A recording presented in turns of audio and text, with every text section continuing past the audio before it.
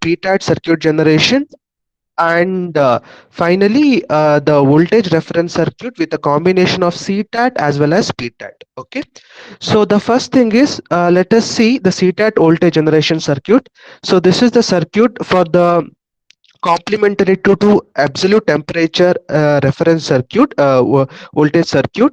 So this is the circuit, and when we measure the voltage V1 and when we vary the temperature and observe this particular voltage, so it since it is a CTAT, so as the temperature increases, the voltage V1 has to decrease.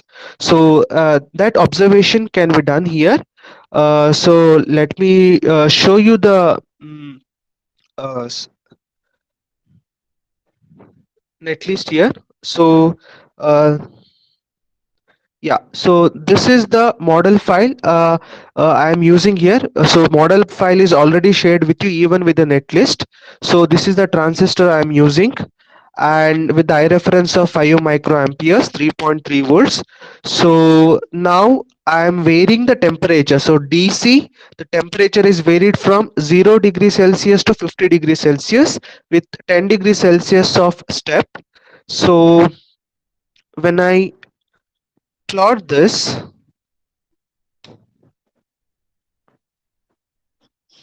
so you can see that as the temperature increases, the voltage V1 is decreasing. So it's a CTAT voltage circuit. Fine. Now,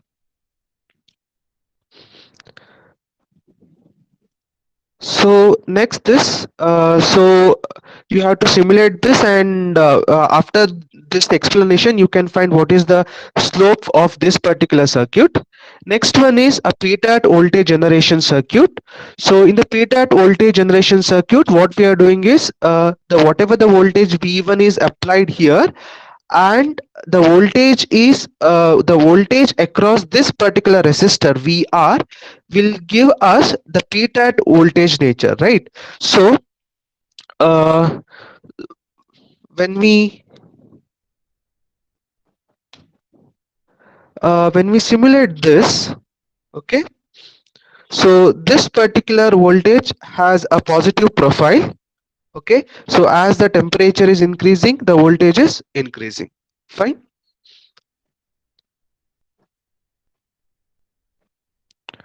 So next thing is, next thing is how to implement this, how to make this V1 voltage to be equal to this particular V1. That is, one type of circuit is using a current mirror, so that is shown here. So this current mirror circuit will ensure the voltage at node 1 is equal to voltage at node 2. So the voltage across VR1, so the voltage across VR1 will give the PTAT behavior, and I'm taking that particular whatever the current to be out, and I'm passing through R2. So finally VR2, that is the voltage across resistor R2, will give me the PTAT behavior. Fine. So this is circuits where the voltage VR is defined by Vt logarithmic of n. So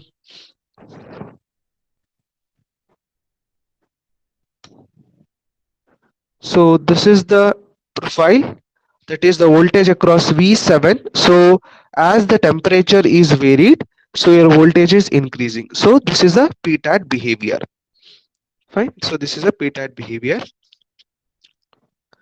Now here in the we'll take up a next. So finally, in order to get a final reference circuit, we will add the PTAT as well as CTAT, which has, it is the PTAT which has a positive profile, CTAT with a negative profile. When we combine this, we get a reference voltage which is independent of the temperature. Fine. So let us see one design example how to design this particular band gap voltage reference circuit. Okay. So the design example is shown here.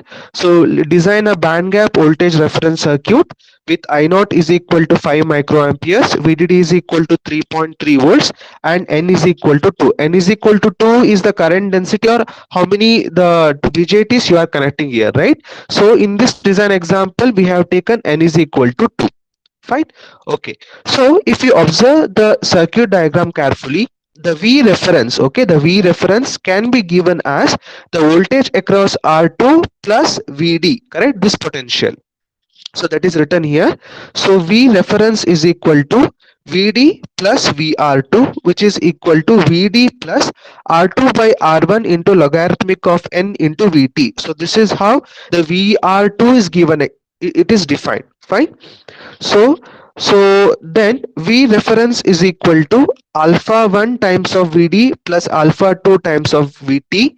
So where alpha 1 and alpha 2 are the corresponding slows for this particular CTAT and PTAT, correct? So for alpha 1 we'll choose to be 1. So if we compare this expression and this expression, alpha 1 is equal to 1 and alpha 2 is equal to R2 by R1 into logarithmic of N.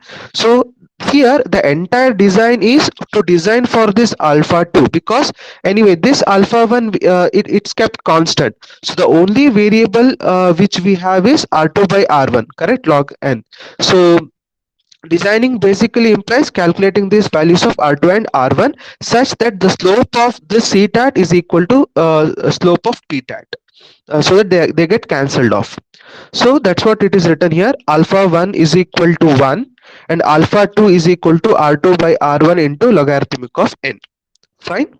Now, so for Z-tat behavior, it is 0 to absolute temperature behavior. When we differentiate this V reference with respect to temperature, we must have it must be equated to 0. So that is what written here. Dou V reference by dou T is equal to alpha 1 by dou VDT by dou T plus alpha 2 into dou VR2 by VT. Okay. So with alpha 1 is equal to 1 and dou Vt by T is equal to minus 1.6 millivolts per degree Kelvin. So it's a standard value. And similarly, dou Vt by dou T, it is 86 microvolts per degree Kelvin. And with taking N is equal to 2, we obtain the value of alpha 2 to be 17.44. So this is the value of alpha 2, what we get for a given N is equal to 2. Now from that we have a relation, so there exists a relation between R1 and R2 where R2 is given by 26.163 into R1. So how do we get that? So when you substitute for the given value of alpha 2 from that equation, so you have alpha 2, you have N, from that you calculate the value of, from that you get the relation of R2 and R1. Fine. Yeah, so we have the relation between R2 and R1. Now next step is to calculate the value of this R1. Okay, so what is R1? That is voltage across VR1. It is given by I naught into R1 is equal to VT logarithmic of N. So with design we have I naught is equal to 5 microamperes, VT is equal to 26 millivolts, that is at temperature 27 degrees Celsius, with N is equal to 2. The R1 is evaluated to 3.6 kilo ohms. Fine. So once we have the value of R1, we will calculate the value of R2. So the R2 comes around 90.5 kilo ohms. So is the design clear?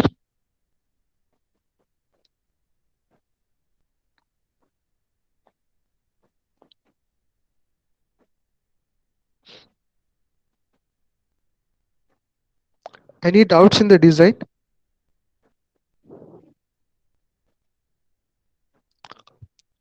Okay. So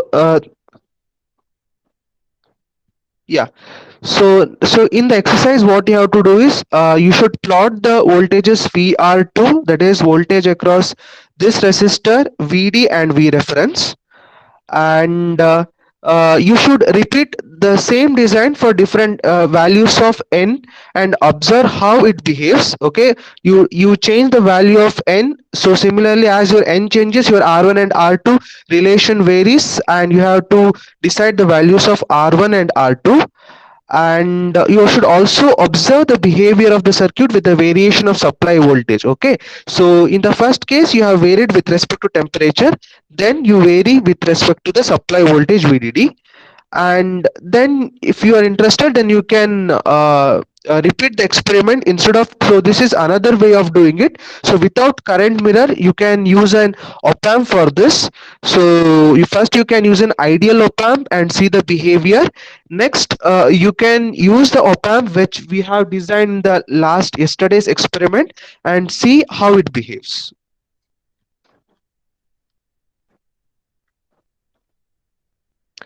Design file, netlist, model file, everything is uploaded.